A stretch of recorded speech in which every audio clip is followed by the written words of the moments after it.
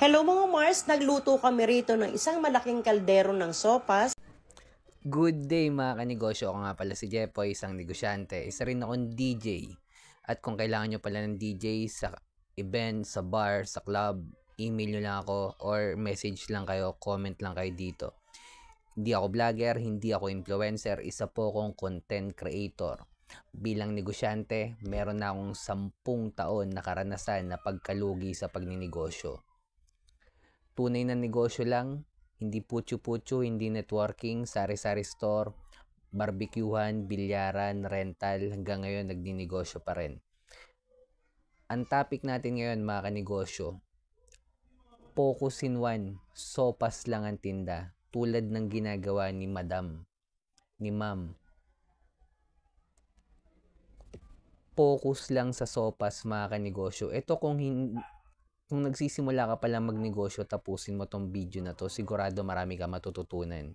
Kung nagninegosyo ka naman na, malamang isa to sa dahilan kung bakit nalulugi yung negosyo mo. Kwento ko lang mga kanegosyo.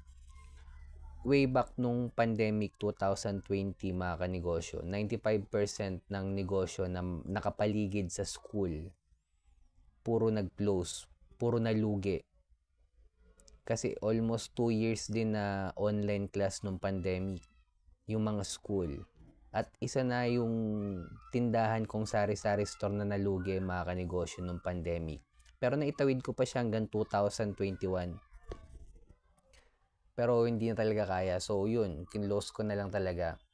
Ang community pinaglilingkuran ko mga kanegosyo is college student. At ang natutunan ko sa pagsasari-sari store, una, walang focus in one. Pangalawa, hindi natin may scale up sa level 2 business model. Hindi natin ma-applyan yan ng franchising, hindi natin ma-applyan ng distribution, licensing, manpower, software. Habang buhay kang reseller sa sari-sari store. At hindi totoo na ang sari-sari store kapag lumaki, magiging grocery store mga kanegosyo. Ang sari-sari store kapag lumaki, sari-sari store pa rin po siya. Never siya magiging grocery store dahil magkaiba ang business model ng sari-sari store at grocery store mga kanegosyo. Sa sari-sari store, pinamili mo muna yung produkto na binibenta mo sa loob ng tindahan mo. At kikita ka lang the moment na nabenta mo na yung product. Sa grocery store mga kanegosyo, babagsakan ka muna ni supplier, platform business model. Panalo sa cash flow dito yung may-ari ng sari-sari store. After bagsakan sila ni supplier ng produkto mga kanegosyo, hindi niya pababayaran yun agad. Kapag nabenta na yung product, magbibilang pa ng 3 to 4 months mga kanegosyo na bayaran yung supplier. Sa loob ng 3 buwan, nasa may-ari yung ng grocery store yung cash. Pwede niyang gamitin sa pambayad ng renta, empleyado, bills. Pwede niyang gamitin sa mabilis na transaction na pwede siyang kumita agad. Para siyang umutang sa bangko ng walang interest sa loob ng 3 buwan mga kanegosyo. At gayahin natin si Madam, sopas lang, focus in one mga kanegosyo. Mas advantage yan kesa ang dami mong tinitinda mga kanegosyo. Anong advantage ng sopas lang yung tinda or focus ka lang sa isa? Yung tarpaulin mo hindi sabog, yung tarpaulin mo lahat tungkol sa sopas lang. Hindi ka hirap i-identify ng customer mo, ng community yung pinagsisilbihan mo. Kung nakapokus ka lang, mas namomonitor mo na maayos yung inventory mo, focus ka lang sa isa eh. Mas namomonitor mo na maayos yung cash flow mo. Ang mahirap sa mga negosyanteng kumikita mga kanegosyo, nag-iisip kung anong idadagdag.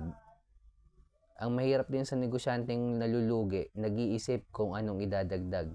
Mali mga kanegosyo. Kung nalulugi ka, isipin mo kung anong ibabawas mo. Kung kumikita ka naman na, isipin mo paano mapapalaki yan, ma-applyan ng franchising business model yan. Dahil may level 2 pa mga kanegosyo. Mapapalaki mo pa yung negosyo na yan.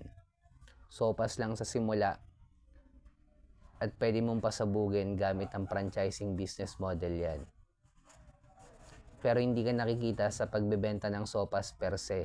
Kikita ka na sa franchising fee ng negosyo mo. Kaya kung umabot ka sa dulo ng video na to, kung nagsisimula ka pa lang magnegosyo, focus in one, hanapin yung community ng mayaman, scale up sa level 2 business model. Pang-apat, kailangan na natin gumawa ng original content. Dahil kasama na sa trabaho natin yan mga kanegosyo bilang negosyante. Subscribe mo naman ako mga kanegosyo, comment ka lang sa baba kung sabi mo sopas. At bilang negosyante, huwag natin kalimutan mag-pray kahit anong struggle dumadaan sa atin or pagsubok. Kahit anong religion natin mga kanegosyo. Ingat tayong lahat. Peace.